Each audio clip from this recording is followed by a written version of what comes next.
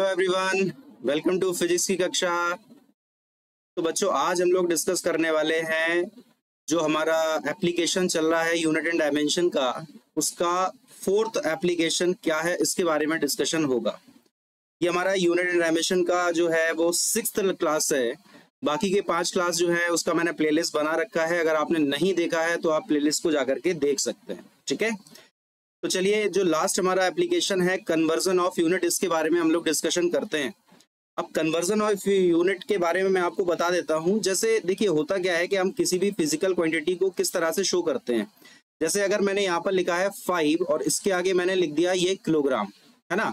तो ये जो 5 होता है ये किस चीज को रिप्रेजेंट करता है? ये रिप्रेजेंट करता है हमारा न्यूमेरिकल वैल्यू को। और ये जो किलोग्राम है वो किस चीज को यूनिट रिप्रेजेंट करता है? यूनिट को। तो किसी भी फिजिकल क्वांटिटी की अगर हम बात करते हैं तो उसको हम ऐसे लिख सकते हैं, न्यूमेरिकल वैल्यू इनटू यूनिट। इस तरह से लिख सकते हैं ना, क्लियर है। अब अगर मैंने आपसे बोला 5 kg और मैंने आपसे बोला 5000 ग्राम, तो यार ये दोनों फिजिकल क्वांटिटी एक ही जो है, एक ही फिजिकल क्वांटिटी को ही तो रिप्रेजेंट कर रहे हैं। जैसे अगर 5 किलोग्राम की बात की जाए तो यहाँ पर ये भी मास है और 5000 ग्राम भी यहाँ पे मास को रिप्रेजेंट कर रहा है। बस दोनों में डिफरेंस किस बात पे है? यहाँ पे दोनों का न्यूमेरिकल वैल्यू अलग हो गया और दोनों का जो यूनिट है वो भी डिफरेंट हो गया, लेकिन ये फिजिकल क्वांटिटी तो वही रहेगी। अगर 5 किलोग्राम यहाँ पर जो है वो मास को रिप्रेजेंट करता है तो 5000 ग्राम क्या अलग चीजों को रिप्रेजेंट करेगा? क्या नहीं, ये भी जो है हमारा मास को ही रिप्रेजेंट करता है। यानी किसी भी क्वांटिटी को हम ऐसे भी लिख सकते हैं, अगर अलग अलग यूनिट पे लिखा जाएगा तो U2 कहाँ से आ गया? ये इसको हम ऐसे लिख सकते हैं, N1U1 is equal to N2U2। किसी भी फिजिकल क्वांटिटी को अगर हम उसका यूनिट चेंज करते हैं तो उसका जो न्यूमेरिकल वैल्यू है वो भी यहाँ पर चेंज हो जाता है।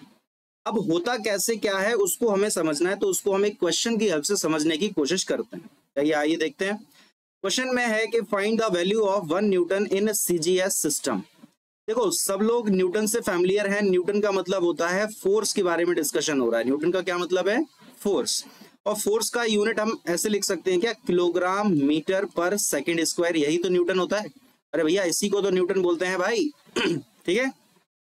तो हमको ये पता करना है कि 1 न्यूटन में CGS सिस्टम में कितना न्यूमेरिकल वैल्यू आएगा, है ना। वैसे अगर देखा जाए तो फोर्स का CGS सिस्टम में जो यूनिट होता है वो क्या होता है? डाइन। यानी इन शॉर्ट हमसे ये पूछा जा रहा है कि 1 न्यूटन में कितने डाइन होते हैं। कैसे करेंगे? देखो, क्वांटिटी को तो चेंज करना नहीं है। क्वांटिटी का अगर हम मान लीजिए 1 न्यूटन है और डाइन है, तो यूनिट अगर बदल रहा है तो वो फिजिकल क्वांटिटी तो वही रहेगी। फिजिकल क्वांटिटी में तो कोई फर्क पड़ा नहीं है। तो इसको हम ऐसे लिख सकते हैं, N1U1 बराबर N2 और मल्टीप्लाई में U2। अच्छा, हमको यहाँ पे पता क्या करना है भैया? N2 का वैल्यू हमें फाइंड करना है। तो इसको हम लोगों ने लिखा N1 और U1 डिवाइड बाय U2।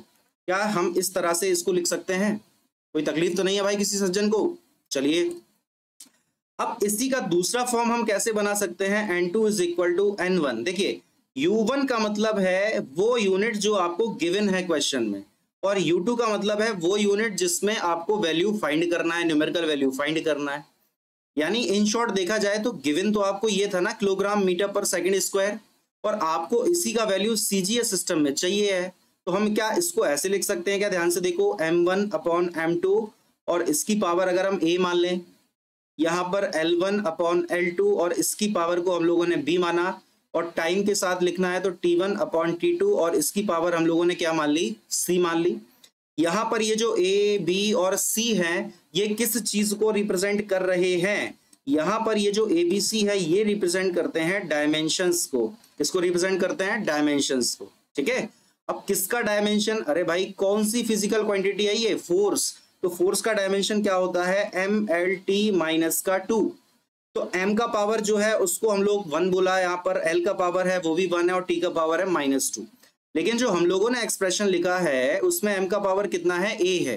तो जब M का पावर यहाँ पर A है तो A का वैल्यू बच्चों कितना हो जाएगा? 1। आप इस M को इस M से कंपेयर करेंगे तो A का वैल्यू आएगा 1।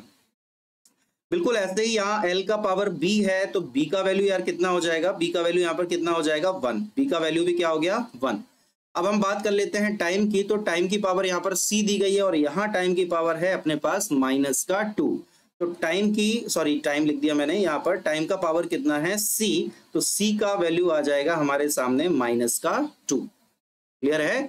मैंने आपको क्या बताया, U1 कौन सा यूनिट है जो गिवन है ना, और U2 कौन सा यूनिट है जिसमें आपको न्यूमेरिकल वैल्यू फाइंड करना है। समझ आई बात? तो अब यही क्वेश्चन हमारा कैसा हो गया, बिल्कुल ध्यान से देखो। N2 का वैल्यू पता करना है, N1 आपको दिया गया है, M1 अपॉन M2 इसकी पावर में है A, और L1 डिवाइड बाई L2 इसकी पावर में है B, और टाइम यहाँ पर हो गया हमारा T1 बाई T2 और इसकी पावर हो गई है बच्चों C। ठीक, अच्छा न्यूटन गिवन था 1 न्यूटन, तो 1 न्यूटन को हम लोगों ने कैसे लिखा है, किलोग्राम मीटर और सेकंड ऊपर लेके आएंगे तो -2 हो जाएगा। इसको हमें कन्वर्ट करना था सीजीएस सिस्टम में, तो आप बिल्कुल ध्यान से देखो तो आपको समझ आएगा कि सीजीएस सिस्टम में किलोग्राम को हम क्या लिखते हैं बच्चों, ग्राम। मीटर को सीजीएस में क्या लिखा जाता है, सेंटीमीटर।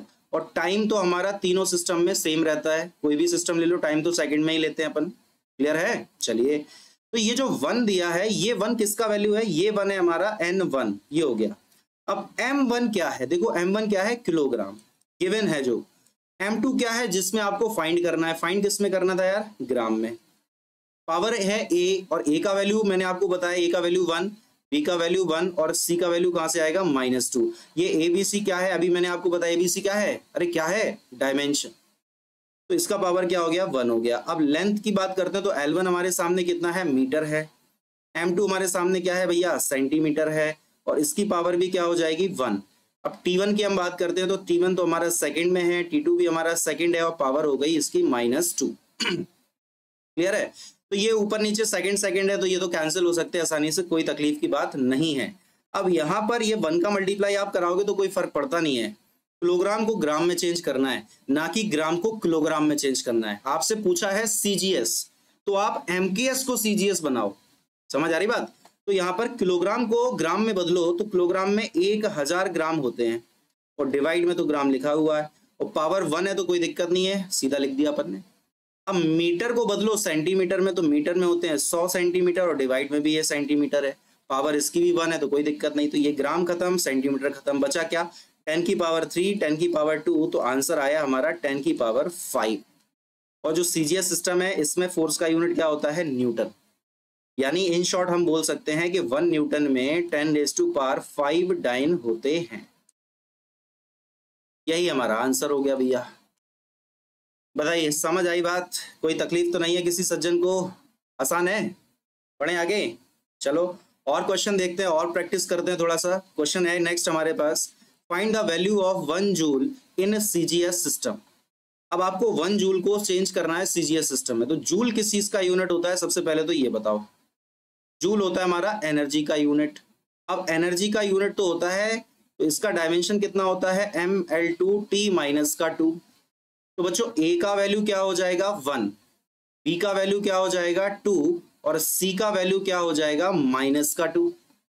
अरे भैया A B C क्या होते हैं, डायमेंशंस। तो यहाँ पर m का पावर 1, L का पावर 2, T का पावर -2, तो A B C तीनों का वैल्यू आ गया। क्लियर? चलिए फॉर्मूला क्या अप्लाई करोगे, N2 is equal to N1, M1 by M2 की पावर में A, L1 बाई L2 की पावर में आप लगाओगे B, और T1 बाई T2 की पावर में आप क्या लगाओगे, C। वैल्यूज डाल दो। तो N1 कितना गिवन है आपको, ये देखो 1 गिवन है। M1 गिवन क्या है, M1 मतलब जो गिवन है, जूल गिवन है, तो क्या इसको ऐसे लिख सकते हैं, किलोग्राम मीटर स्क्वायर पर सेकंड स्क्वायर, बताओ लिख सकते हैं ना। तो ये M1 हो गया हमारा किलोग्राम। अच्छा M2 मतलब सीजीएस सिस्टम में मास क्या होता है, ग्राम होता है भैया। पावर हो गई A का वैल्यू 1। लेंथ आपको गिवन है मीटर में, फाइंड करना है आपको सेंटीमीटर में, पावर में B, और B का वैल्यू यार कितना है हमारे पास 2। टाइम तो देखो कोई दिक्कत ही नहीं है यार, सेकंड और पावर में है -2। क्लियर? अरे कोई दिक्कत तो नहीं है भाई। चलिए किलोग्राम को ग्राम में बदलिए, तो 1000 ग्राम भाई साहब, इनटू मीटर को सेंटीमीटर में बदलेंगे तो 100 सेंटीमीटर, और स्क्वायर भी लगाए ऊपर, और डिवाइड में भी ये सेंटीमीटर का स्क्वायर हो गया। अरे ऊपर नीचे अलग अलग स्क्वायर कर दिया, आप चाहो तो एक साथ ही लिख लो, उसमें दिक्कत क्या है। और ये हमारा सेकंड तो शहीद हो गया भाई, निकल गया। आगे ग्राम से ग्राम खत्म, सेंटीमीटर स्क्वायर खत्म। तो 1000 को हमने लिखा 10 की पावर 3 इंटू ये 100 का स्क्वायर है, तो 10 की पावर कितना हो गया यार, 4 हो गया ना। तो टोटल कितना आ गया 10 की पावर में 7। अच्छा 7 जो आया वो इसका यूनिट क्या हम लिख सकते हैं, सीजीएस सिस्टम में एनर्जी का यूनिट क्या होता है, अर्ग। यानी इन शॉर्ट हमने बोला कि 1 जूल इज इक्वल टू 10⁻⁷ अर्ग होता है। बताइए भाई, यहां तक अगर किसी भी सज्जन को कोई भी तकलीफ है तो आप पूछ सकते हैं, कोई दिक्कत तो नहीं है भाई। चलो आगे बढ़ते हैं। आइए अब एक क्वेश्चन हमारे सामने ये रहा, क्वेश्चन में क्या बोला गया है देखते हैं, बिल्कुल ध्यान से समझने की जरूरत है। The value of capital G सबको पता है यूनिवर्सल ग्रेविटेशन कांस्टेंट होता है, in SI unit is this. जो कैपिटल जी का वैल्यू है बच्चों वो दिया है हमको 6.67 और 10⁻⁻11 और यूनिट कितना होता है इसका भैया, newton metre square divide by kilogram का square. Find the value in CGS system, आपको इसका यूनिट सीजीएस सिस्टम में पता करना है। देखो करने को तो आप क्या है, आप न्यूटन को चेंज कर दो डायरेक्ट डाइन में, मीटर को आप सेंटीमीटर में चेंज कर दो, किलोग्राम को आप ग्राम में चेंज कर दो, है ना। लेकिन हमें डायमेंशन की हेल्प से इसको सीखना है। तो डायमेंशन की हेल्प से हम कैसे सीख सकते हैं उसको मैं आपको समझाता हूँ, बिल्कुल ध्यान से सुनो। देखो इसको थोड़ा सा मॉडिफाई कर लेते हैं, आइए इसको थोड़ा सा मॉडिफिकेशन करते हैं। क्या न्यूटन मीटर स्क्वायर पर किलोग्राम स्क्वायर लिखा है, इसको हम कैसे लिखेंगे ध्यान से देखो आप, newton metre square divided by kilogram का स्क्वायर। अच्छा न्यूटन को हम क्या लिख सकते हैं, kilogram metre per second square लिख सकते हैं ना। ये मीटर स्क्वायर तो पहले से ही था और डिवाइड में ये किलोग्राम का स्क्वायर भी हमारे पास पहले से था।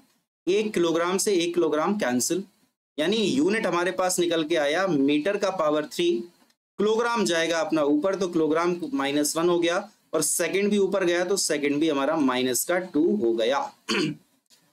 कोई दिक्कत तो नहीं है यहाँ तक। चलिए अब हमें करना क्या है, हमको इस यूनिट को कन्वर्ट करना है सीजीएस सिस्टम में। तो देखो मीटर को सीजीएस में क्या लिखते हो, सेंटीमीटर क्यूब का क्यूब हो गया, किलोग्राम को क्या लिखते हैं, ग्राम लिखते हैं, पावर हो गई -1, सेकंड तो सेकंड ही रहता है, पावर हो गई -2। यानी आपको इस यूनिट को इस यूनिट में चेंज करना है डायमेंशन से।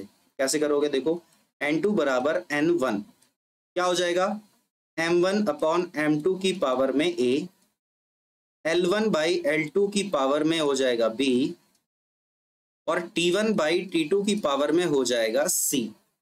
कोई तकलीफ तो नहीं है। चलिए अब ध्यान से देखो, तो ये देखो ग्राम मानी मास की पावर है -1, तो a का वैल्यू आएगा -1। देखो कंपैरिजन थोड़ा ध्यान से करना है, ऐसा नहीं कि सर यहाँ पहला वाला और यहाँ का पहला वाला तो गड़बड़ हो जाएगी। अरे मास से ही कंपेयर होगा, है ना। लेंथ को लेंथ से ही कंपेयर करेंगे, तो लेंथ यहाँ पे सेंटीमीटर है, आप मीटर भी ले लो तो पावर तो उस पर वही रहेगा ना, तो क्यूब हो जाएगा, b का वैल्यू 3। और जो है हमारा c का वैल्यू कितना आएगा, देखो टाइम का पावर c है, यहाँ पे सेकंड की पावर है -2, तो c का वैल्यू आ जाएगा बच्चों -2। एक सेकंड को यार, ये क्या आ गया बीच में, अरे यार ये क्या, एक सेकंड को, एक मिनट, ओके डन। क्लियर है। चलो तो n1 का वैल्यू तो ये रहा हमारे सामने 6.67 10⁻⁻11। अब आइए m1 कितना है हमारे पास, देखो m1 कौन सा, किलोग्राम, और m2 कौन सा जिसमें पता करना है, अरे भैया पता किस में करना है आपको, ग्राम में। पावर कितनी है a, और a का वैल्यू है -1। क्लियर है। चलिए लेंथ हमारे पास है मीटर में, पता करना है सेंटीमीटर में, पावर कितना है b, और b का वैल्यू है 3। टाइम का तो दिक्कत ही नहीं है, दोनों ही सेकंड्स में ही होते हैं, पावर -2 है, ये तो सीधे ही कैंसिल हो गया भाई। आगे कहानी सुनिए, 6.67 10⁻⁻11 क्या बचेगा, देखो किलोग्राम को बदला ग्राम में, तो ये आया अपना 1000 ग्राम, और डिवाइडेड बाय ग्राम, और पावर हो गई -1। मीटर को बदला सेंटीमीटर में, तो आ गया अपना 100 सेंटीमीटर, और डिवाइड बाई सेंटीमीटर, और पावर हो गई 3। क्लियर। ग्राम से ग्राम का खेला खत्म, सेंटीमीटर से सेंटीमीटर का खेला खत्म। अब बचेगा क्या हमारे सामने, देखो जगह थोड़ा सा कम बचा है, ध्यान से देखते जाइए। ये ओके, अब देखो 1000 की पावर -1 है, तो ये 1/1000 हो जाएगा ना यार, 1 डिवाइड बाई, उल्टा हो जाएगा ना, पावर नेगेटिव है, इनटू 100 का पावर 3, यानी 100 को लिखो 3 बार। ये देखो आप, तो यहां से आपको समझ में आएगा कि ये जो 1000 के 3 जीरो है, मैंने इसके 3 जीरो से उड़ा दिए, और इस पे बचे कितने जीरोस हैं, 3 जीरोस बचे, तो वो यहाँ -11 के साथ एडजस्ट हो जाएंगे। तो फाइनली जो आंसर है वो कितना आएगा, 6.67 और 10⁻⁻8 आएगा ना। और इसका यूनिट हम क्या लिख सकते हैं, देखो न्यूटन को हमने क्या लिखा, न्यूटन को हमने क्या लिखा डाइन, और मीटर को हमने क्या लिखा सेंटीमीटर का स्क्वायर, और सेकंड तो अपना सेकंड ही रहा। ये आंसर आ गया। क्या मैं तो बीच में नहीं आ रहा हूँ भाई लोग, आ तो रहा हूँ, देखो थोड़ा सा दिखाई देगा आपको, मैं बीच में आ गया यार, है ना, एडजस्ट करो, हालांकि मैंने बोल के तो बता ही दिया। अरे क्लियर है भाई, कोई दिक्कत तो नहीं है। चलिए अब हम लोग यहाँ पे डिस्कशन कर लेते हैं थोड़े डिफरेंट प्रोफाइल के क्वेश्चंस का। क्वेश्चन हमारे पास किस तरह से पूछा जाएगा, इस तरह के क्वेश्चन जो है वो थोड़े से इंपॉर्टेंट कैटेगरी में माने जाते हैं, है ना, थोड़े से डिफरेंट प्रोफाइल के क्वेश्चन है। क्वेश्चन क्या है उसको ध्यान से समझने की आपको जरूरत है। देखिए, in a new system 4 kilogram is the unit of mass. देखो जनरली जो हमें सिस्टम्स पता है 4, MKS, CGS, FPS और SI। MKS सिस्टम की अगर हम बात करते हैं तो MKS सिस्टम में मास का यूनिट होता है किलोग्राम, लेकिन एक कोई नया सिस्टम बनाया जिसमें मास का यूनिट किलोग्राम ना होके 4 किलोग्राम है। समझ गया ना। 10 metre is the unit of length, यानी नए सिस्टम में लेंथ का यूनिट कितना है 10 मीटर है, और टाइम का जो यूनिट है नए सिस्टम में वो है 5 सेकेंड्स।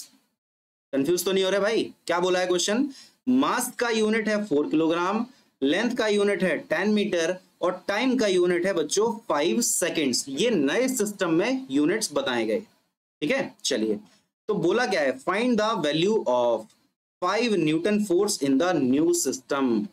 भाई 5 न्यूटन फोर्स का क्या मतलब हुआ, जब किलोग्राम की बात होगी, मीटर की बात होगी और सेकंड की बात होगी तो फोर्स है 5 न्यूटन।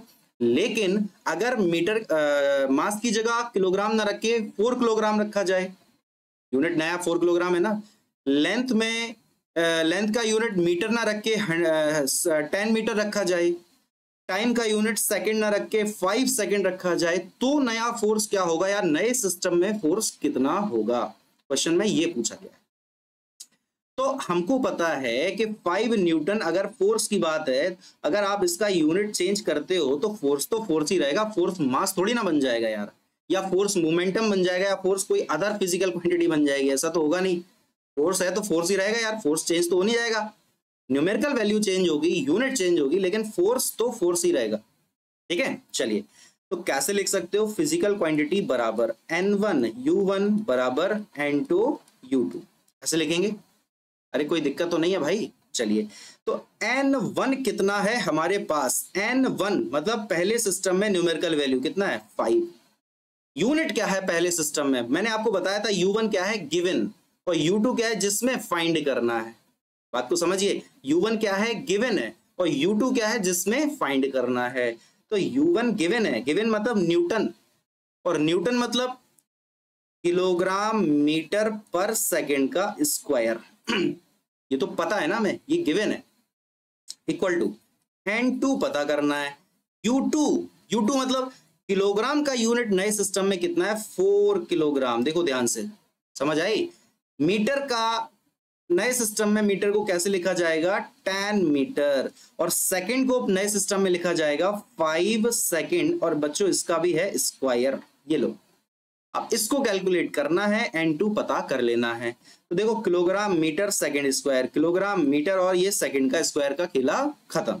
बचा क्या है, ये बचेगा इधर 5 इक्वल टू ये हो गया हमारा N2 इंटू ये हो गया 4 और ये हो गया 10, तो इसको मैंने लिखा 4 इंटू 10 और डिवाइड में 5 का स्क्वायर है, तो ये हो जाएगा अपना 25। इसको थोड़ा सा कैलकुलेट कर लेते हैं, तो 5 से कटेगा 2 बार, 5 से ये कटेगा 5 बार, है ना। अब ये 5 जाएगा अपना इस 5 के साथ, तो N2 का वैल्यू आ जाएगा अपना 25/8। यानी नए सिस्टम में जिसमें मास का यूनिट 4 kg था, लेंथ का यूनिट 10 मीटर था और टाइम का यूनिट 5 सेकंड था, उस सिस्टम में 5 न्यूटन फोर्स को हम लिख सकते हैं 25/8। बताइए समझ आई बात। अरे आया कि नहीं आया, ज्यादा हार्ड हो गया क्या भाई, नहीं है ना हार्ड।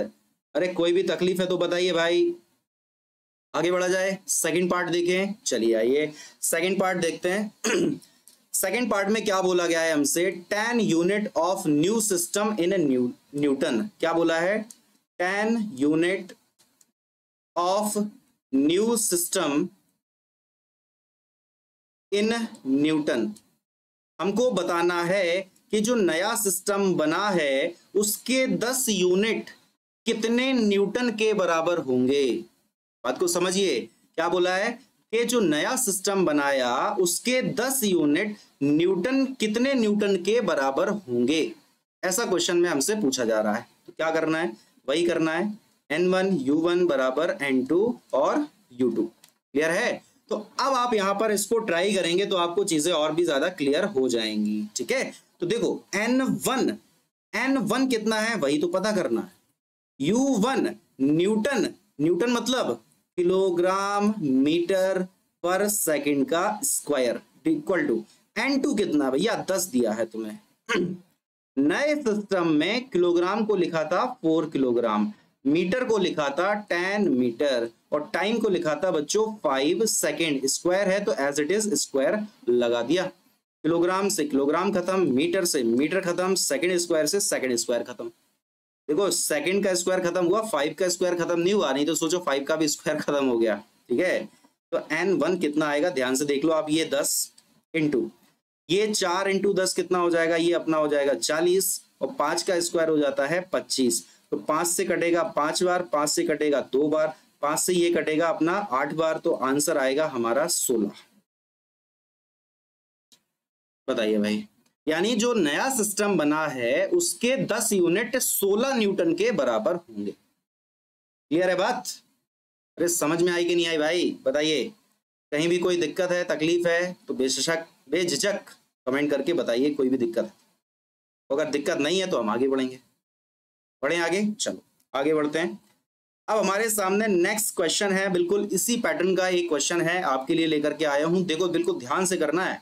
क्या बोला है, if at any place new system of unit is, देखो एक नया सिस्टम बनाया किसी जगह पर जाकर के, उसमें बोला है कि लेंथ का यूनिट है 10 सेंटीमीटर, मास का यूनिट है 5 ग्राम और टाइम का यूनिट है 0.1 सेकेंड। जैसे अभी क्वेश्चन में था ना मास 4 kg था, इसी तरह से यहाँ पर मास का यूनिट कितना बता दिया 5 ग्राम एंड लेंथ का यूनिट कितना बता दिया है 10 सेंटीमीटर और टाइम का यूनिट बता दिया है 0.1 सेकेंड। क्या बोला है क्वेश्चन में, 100 ग्राम पर centimetre cube in the new system of unit. 100 ग्राम पर सेंटीमीटर क्यूब को नए सिस्टम में कैसे लिख सकते हैं, नए सिस्टम में इसका वैल्यू क्या होगा, ये क्वेश्चन में हमसे पूछा जा रहा है। तो एक थोड़ा सा पेज ऐड कर लिया जाए भाई। बताइए यहां तक कोई भी दिक्कत है आपको? अब इसको हम कैसे सॉल्व कर सकते हैं, बिल्कुल ध्यान से समझने की आपको जरूरत है। देखो करना क्या है, वही काम, चलो इसी पे करते हैं। पहले यहां पर N1 U1 is equal to N2 U2 ऐसे लिखा जाएगा। क्लियर है? चलिए N1 कितना है, कितना दिया है भाई 100 दिया है। U1 क्या है, अरे U1 क्या है, ग्राम और सेंटीमीटर। तो कैसे लिखा है इसको अपन ने, ग्राम और सेंटीमीटर का क्यूब। N2 तुमको पता करना है, U2 क्या हो जाएगा, ग्राम को कितने ग्राम बोला है 5 ग्राम बोला है और सेंटीमीटर में कितने बोला है 10 सेंटीमीटर बोला है, तो 10 सेंटीमीटर का क्यूब। ऐसे लिखो इसको इस तरह से। क्लियर है? चलिए अब हम आ जाते हैं नए पेज पर। तो क्या हो जाएगा हमारा 100 और यहाँ पर है अपना ग्राम और यहाँ पर है अपना सेंटीमीटर का क्यूब, बराबर में N2 पता करना है और अपना जो है मास था 5 ग्राम और अपना जो लेंथ है वो था 10 सेंटीमीटर का क्यूब। ये क्लियर? चलो ग्राम से ग्राम खत्म, सेंटीमीटर क्यूब से सेंटीमीटर का क्यूब खत्म, है ना। तो बचेगा कितना हमारे पास, 100 इज इक्वल टू N2 और इनटू में 5 और डिवाइडेड बाय ये 10 का क्यूब है। अरे भैया ये 10 का क्यूब है, तो 10 का क्यूब कितना हो जाएगा 1000। 5 से आप इसको कैंसिल कर सकते हैं, तो 5 से इसको कैंसिल करेंगे 20, तो N2 का वैल्यू हमारे पास आ जाएगा 20,000। N2 का वैल्यू हमारे पास कितना आ जाएगा 20,000। बताइए भाई कोई दिक्कत है? एक बार आप देख लो इसका सोल्यूशन कैसे किया हमने। कुछ नहीं है खास, वही N1 U1 equal to N2 U2।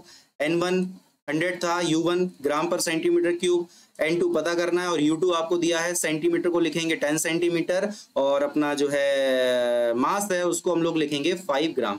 बाकी तो अपन ने कैलकुलेशन ही कराया और आंसर हमारे सामने आ चुका है। क्लियर है? चलो सेकेंड पार्ट हमारा इस क्वेश्चन का क्या है, कहाँ गया, ये रहा। अब सेकंड पार्ट वही है जैसे अभी क्वेश्चन किया था उसका उल्टा। बी पार्ट था कि 20 unit of energy in joule, यानी 20 यूनिट जो नए सिस्टम के हैं उसको हम जूल में कितना लिख सकते हैं, हमको तो ये पता करना है। अब बताइए भैया, जब जूल में आपको पता करना है तो आप उसको किस तरह से लिख सकते हैं, आपको ये बताना है। कैसे लिखेंगे बताओ, देखो ध्यान से, क्या N1 U1 बराबर N2 U2 क्लियर है। चलो N1 पता करना है, U1 क्या है, कैसे लिखा, किलो, देखो जूल है। अब आप कंफ्यूज मत हो जाना है, सर वो तो ग्राम था, मीटर था, सेंटीमीटर था ना, ये जूल है। जूल का मतलब क्या होता है, kilogram metre square divide by second का स्क्वायर। N2 कितना दिया है आपको 20, और U2 कितना है, यूनिट। देखो मास को कैसे लिखा है, इन लोगों ने जो नया सिस्टम बनाया उसमें मास को क्या लिखा था, 5 ग्राम। मास को क्या लिखा है, 5 ग्राम। मीटर का स्क्वायर यानी लेंथ का स्क्वायर, लेंथ कितना लिखा हुआ था, 10 सेंटीमीटर का स्क्वायर डिवाइड बाय सेकंड को कैसे लिखा है, 0.1 सेकंड, और इसका भी स्क्वायर हो गया, ये लो। क्लियर है। अब क्या करेंगे, इस किलोग्राम को मीटर को और सेकंड को बदलना पड़ेगा आपको। किसमें, किलोग्राम को बदलेंगे ग्राम में, मीटर को बदलेंगे अपन सेंटीमीटर में, सेकंड का तो सेकंड ही रहेगा, कहीं कोई दिक्कत ही नहीं है। तो क्या आएगा भैया, वैल्यू देखो ध्यान से, किलोग्राम में कितने ग्राम 1000 ग्राम, इंटू मीटर में होते हैं 100 सेंटीमीटर, तो 100 और 100, तो ये हो गया अपना सेंटीमीटर स्क्वायर, और डिवाइड बाई सेकंड का स्क्वायर तो एज इट इज रहेगा बराबर। ये हो गया अपना 20, ये हो गया अपना 5 ग्राम इंटू 10 का स्क्वायर करोगे तो ये 100 आएगा, और ये इतना सेंटीमीटर का स्क्वायर, और डिवाइड बाई 0.1 का स्क्वायर होगा तो 0.01 आता है, और ये हो जाएगा हमारा सेकंड का स्क्वायर। कैंसिल कर लो बस, ग्राम से ग्राम खत्म, सेंटीमीटर सेंटीमीटर खत्म, सेकंड का सेकंड से खत्म। यहां से आपने पॉइंट हटाया तो ऊपर आपने जो है 2 जीरोस और बढ़ा लिए क्या मैं तो आ गया हूं बीच में, मुझे नहीं आया हूं, बच गया। ठीक है, अब देखो ये 2 जीरो और ये 2 जीरो कैंसिल हो गए इस पूरे 10,000 से, ये भी 10,000 है, 10,000 से कैंसिल हो गया, क्या बचेगा देखो ध्यान से, 20 इंटू 5 कितना होता है, 100 होता है। अरे भैया 20 इंटू 5 कितना होता है, 100 होता है। तो ये 100 के लिए अपन ने ये 2 जीरो उड़ा दिए, बचा क्या है, N1 इंटू 10, यहाँ पे तो सिर्फ ये 10 बचा है ना, और बाकी तो सारी चीजें यहाँ पर खत्म हो गई, इक्वल टू में 1 आया, तो N1 का वैल्यू आ जाएगा हमारे सामने 0.1। ये लो आंसर। बात समझ में आई कि नहीं आई, यानी जो नया सिस्टम बनाया गया, नए सिस्टम के 20 यूनिट्स 0.1 जूल के बराबर होंगे, यही आंसर है। क्लियर है भाई। चलिए अब हम आगे की बात कर लेते हैं। आगे हमारे सामने क्या है, एक और क्वेश्चन है।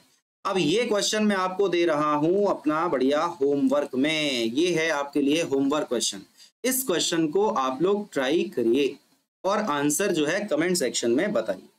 ठीक है भाई, तो आज हम इस चैप्टर को रैप अप करेंगे, बस लास्ट टॉपिक कुछ इंपॉर्टेंट पॉइंट्स बचे हैं उसके बारे में डिस्कशन कर लेते हैं, और उसके बाद ये चैप्टर आपका फिनिश हो गया। ठीक है, तो इंपॉर्टेंट पॉइंट्स में जो पहला पॉइंट है वो क्या बोला गया है कि डिफरेंट फिजिकल क्वांटिटीज में हैव सेम डायमेंशन।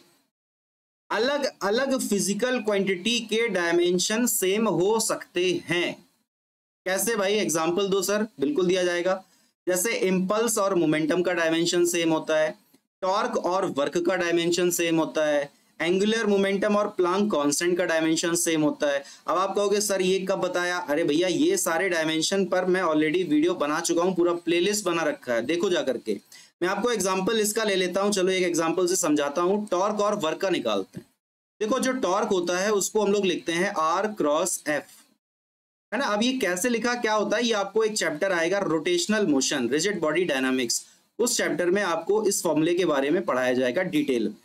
फिलहाल डायमेंशन के यूज के लिए हम इस फॉर्मूले को डायरेक्ट ऐसे समझ लेते हैं कि R क्रॉस F होता है। R है डिस्टेंस, तो डिस्टेंस का यूनिट L, फोर्स का यूनिट होता है ML T माइनस का 2, तो ये L1 और ये L1 कितना हो जाएगा, L2, तो आया ML2 T माइनस 2। अब हम बात कर लेते हैं वर्क के बारे में। तो वर्क का तो भैया आप सबको पता ही होगा, फोर्स इनटू डिस्प्लेसमेंट होता है। फोर्स को कैसे लिखा जाता है, MLT माइनस 2 और डिस्प्लेसमेंट L1 L2 हो गया, तो आएगा ML2 T माइनस का 2 याद। अब देखो आप दोनों फिजिकल क्वांटिटी डिफरेंट हैं, लेकिन उन दोनों के डायमेंशन कैसे हैं, बिल्कुल सेम। तो ये ऐसा हो सकता है ना, दो अलग अलग फिजिकल क्वांटिटीज के डायमेंशन सेम हो सकते हैं, इसमें कहीं कोई दिक्कत नहीं है। ठीक, चलो दूसरा पॉइंट क्या बोला गया है, डायमेंशन लेस क्वांटिटी में हैव यूनिट। यानी अगर कोई क्वांटिटी ऐसी है जो डायमेंशनलेस है तो उसका यूनिट हो सकता है शायद, लेकिन यूनिटलेस क्वांटिटी का कोई डायमेंशन नहीं हो सकता। एग्जाम्पल दो सर, बिना एग्जाम्पल के समझ में नहीं आएगा। बिल्कुल सही बात है। देखो, डायमेंशन लेस क्वांटिटी की अगर हम बात करते हैं तो डायमेंशन लेस क्वांटिटी तो बहुत सारी हो सकती है। क्वेश्चन में इसमें बोला गया है डायमेंशन लेस क्वांटिटी में हैव यूनिट, तो ऐसी डायमेंशन लेस क्वांटिटी बताओ जिसका यूनिट होता है। चलो एंगल की बात करते हैं। एंगल इक्वल टू क्या लिखते हो, आर्क अपॉन रेडियस, लिखते हो कि नहीं। आर्क का डायमेंशन लेंथ है तो एल, और रेडियस का डायमेंशन भी एल, एल और एल कैंसिल, डायमेंशन आ गया एल 0, यानी angle is a dimension less. लेकिन एंगल का यूनिट नहीं होता है क्या? अरे बिल्कुल होता है ना, रेडियन। एंगल का यूनिट क्या होता है? रेडियन होता है कि नहीं। लेकिन अब इसमें बोला है कि मे हैव, यानी हो भी सकता है और नहीं भी। तो अब आप देखो, जैसे स्ट्रेन की बात करो, रिफ्रैक्टिव इंडेक्स की बात करो, तो रिफ्रैक्टिव इंडेक्स क्या है? Speed of light in vacuum और speed of light in medium. यानी जो रिफ्रैक्टिव इंडेक्स है वो दो तरह की, दो मीडियम में स्पीड का रेशियो है। अब स्पीड का रेशियो है तो यूनिट ऊपर भी और नीचे भी कैंसिल हो जाएगा, सेम होगा, और डायमेंशन तो कैंसिल हो ही रहा है ना। समझ आई बात? तो इन शॉर्ट में आपको बताना ये चाहता था कि अगर हमारे पास कोई डायमेंशनलेस क्वांटिटी है तो उसका यूनिट हो सकता है शायद, लेकिन अगर कोई क्वांटिटी यूनिटलेस है जिसका यूनिट ही नहीं है तो ये बात श्योर है कि उसका डायमेंशन भी नहीं होगा। जैसे स्ट्रेन की बात करो तो change in length upon original length, तो लेंथ लेंथ कैंसिल है ना, लेंथ का ऊपर मीटर नीचे मीटर, मीटर मीटर कैंसिल, कुछ नहीं बचा। तो इसका डायमेंशन भी तो नहीं है, अगर यूनिट नहीं है तो डायमेंशन भी नहीं। समझ गया ना। चल आगे क्या बोला गया है। ये सेव क्यों होने लगी है भैया स्लाइड? सेव काहे होने लगती है बीच में यार? रुको 1 मिनट, सेव हो जान दो। हो गई? हाँ हो गई। चलो तीसरा हमारे पास इंपॉर्टेंट पॉइंट क्या है, if equation is dimensionally correct. एक मैंने आपको जो एक एप्लीकेशन पढ़ाया था ना कि किसी भी इक्वेशन की करेक्टनेस को चेक करना है, कैसे करते थे? LHS का डायमेंशन निकाल लो, हर एक टर्म का डायमेंशन निकाल लो, अगर डायमेंशन सबका सेम आ गया तो इसका मतलब जो भी इक्वेशन है वो करेक्ट है, अदरवाइज इनकरेक्ट है ना। तो वही बोला गया है कि अगर कोई इक्वेशन ऐसी है जो डायमेंशनली करेक्ट है then it may be correct, वो रियल में भी करेक्ट हो सकती है, लेकिन if equation is dimensionally incorrect then it must be incorrect. क्या मतलब हुआ? ये तो थोड़ा कंफ्यूजिंग है। जैसे अगर मैं आपसे बात करता हूं s बराबर ut प्लस 1/480 स्क्वायर, ये एग्जाम्पल मैंने दिया था, अगर आपको याद हो, अगर आपने वीडियो देखा है ना, अगर नहीं भी देखा है तो देखो जा करके। ये एग्जाम्पल मैंने आपको दिया था s equal to ut plus 1/480 square. ये मैंने प्रूव किया था कि ये इक्वेशन जो है वो डायमेंशनली करेक्ट है। यहाँ पर ये जो 1/4 है इसका कोई रोल ही नहीं है डायमेंशन में, ये तो नंबर है, हटा दो इसको। 1/4 लिखो, 1/2 लिखो, 1/5 लिखो, नहीं भी लिखो, 1 लिख दो तो भी दिक्कत नहीं है। तो ये इक्वेशन डायमेंशनली तो करेक्ट है, लेकिन देखा जाए तो ये इक्वेशन ऑफ मोशन के वे में देखा जाए तो ये इक्वेशन इनकरेक्ट है ना। लेकिन अगर कोई इक्वेशन ऐसी है हमारे सामने जो डायमेंशनली ही इनकरेक्ट है, मान के चलो s बराबर लिखा है ut प्लस 1/280, अब स्क्वायर हटा दिया, तो क्या लगता है आपको ये इक्वेशन डायमेंशनली करेक्ट हो सकती है क्या? नेवर, नहीं।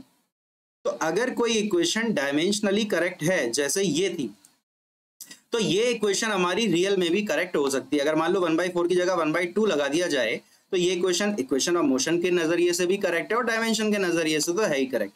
लेकिन अगर यहाँ पर मैंने इस तरह से लिखा तो ना ही ये डायमेंशन से करेक्ट है और ना ही ये कोई इक्वेशन ऑफ मोशन होती।